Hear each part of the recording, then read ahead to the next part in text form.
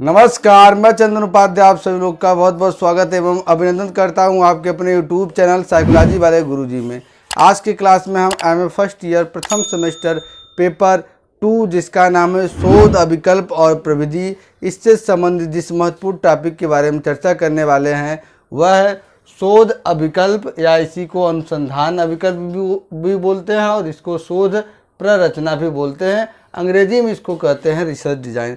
तो आज की क्लास में इसके बारे में हम समझने वाले हैं, इसका अर्थ क्या है होता है, परिभाषा क्या होता है, इसकी विशेषताएं क्या होती है, साथ ही साथ इसके उद्देश्य के बारे में बात करने वाले हैं। इसलिए आप लोग वीडियो को लास्ट तक देखिएगा, क्योंकि ये पेपर सभी बच्चों के लिए उतना ही महत्वपूर्ण है जितना कि मनोविज्ञान के बच्चों के लिए है। ये रिसर्च का पेपर आपके लिए बहुत ही ज़्यादा स्कोर प्राप्त करने में सहायक होगा। तो चलिए शुरू करते हैं और समझते हैं कि शोध डिज़ाइन या रिसर्च डिज़ाइन क्या होता है। देखिए, प्रत्येक सामाजिक अनुसंधान हो, ऐतिहासिक अनुसंधान, कोई भी अनुसंधान हो, प्रत्येक सामाजिक अनुसंधान के पूर्व निश्चित उद्देश्य होते हैं। ठीक है, जब भी कोई व्यक्ति या कोई रिसर्चर या कोई शोधकर्ता कोई शोध करता है तो उस शोध को करने के पीछे उसके क्या है, बहुत उद्देश्य होता है, एक उद्देश्य होता है। ठीक, कुछ वही बात कर रहा है, पूर्व निश्चित उद्देश्य होते हैं। अतः अनुसंधान के उद्देश्य के अनुसार ही अनुसंधान के विभिन्न पक्षों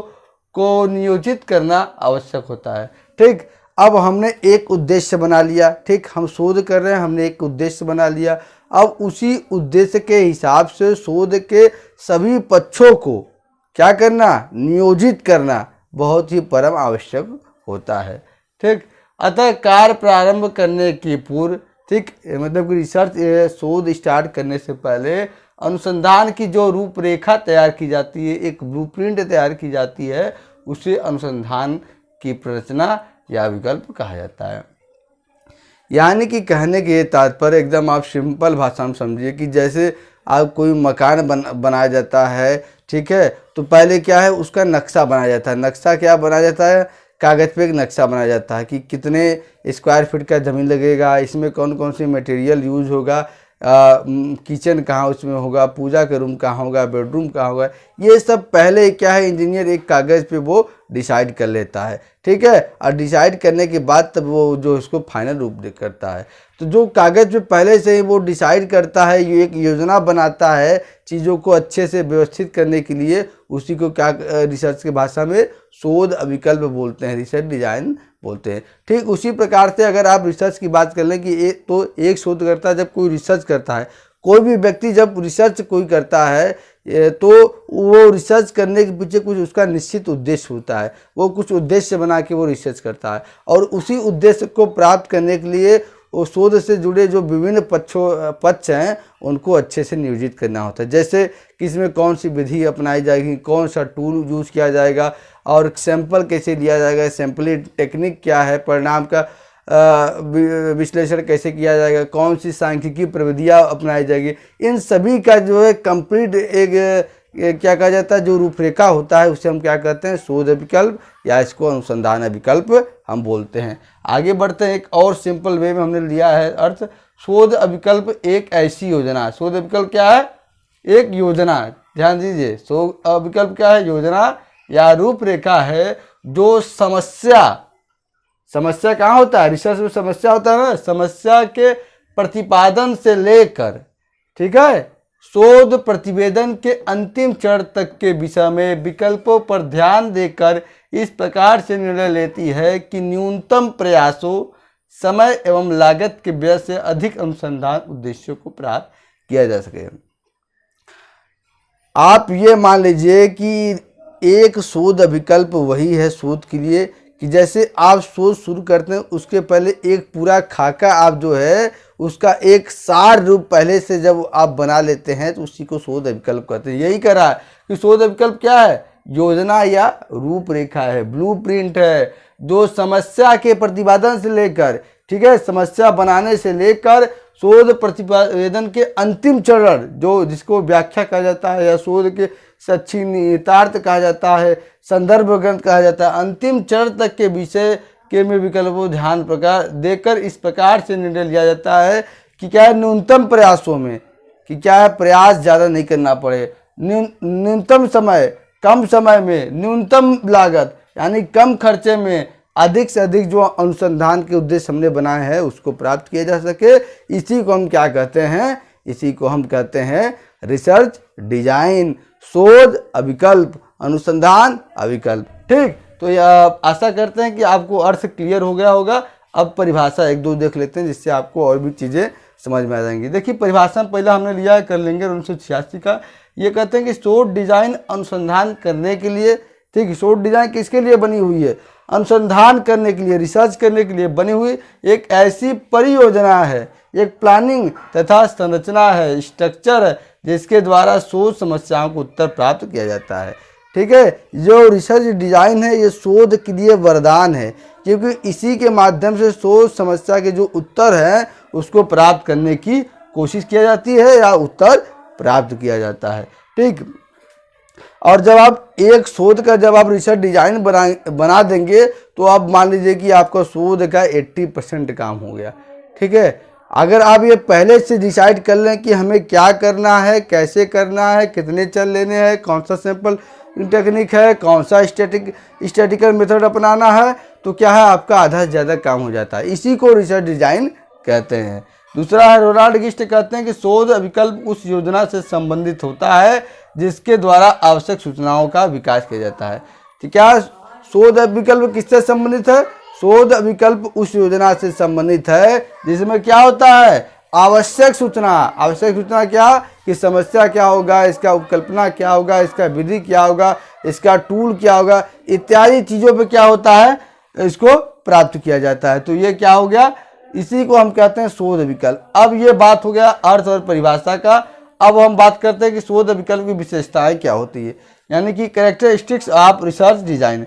सबसे पहला विशेषता है कि यह समस्या के समाधान की आवश्यकताओं के प्रमाण का विवरण है।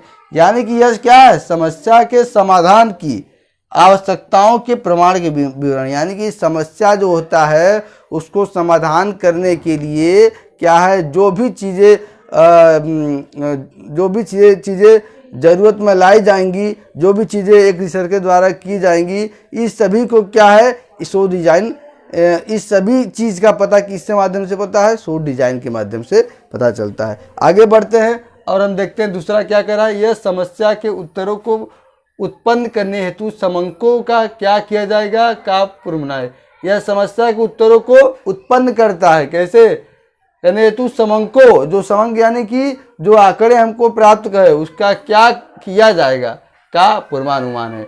ठीक है, यानी कि पहले से जो हम अनुमान लगाते हैं कि हमें ये आंकड़े प्राप्त होंगे, तो आंकड़े प्राप्त होंगे तो हमारे समस्या का ये उत्तर होगा, इसी को हम रिसर्च डिजाइन कहते हैं। तीसरा है यह आधारभूत योजना का विवरण है।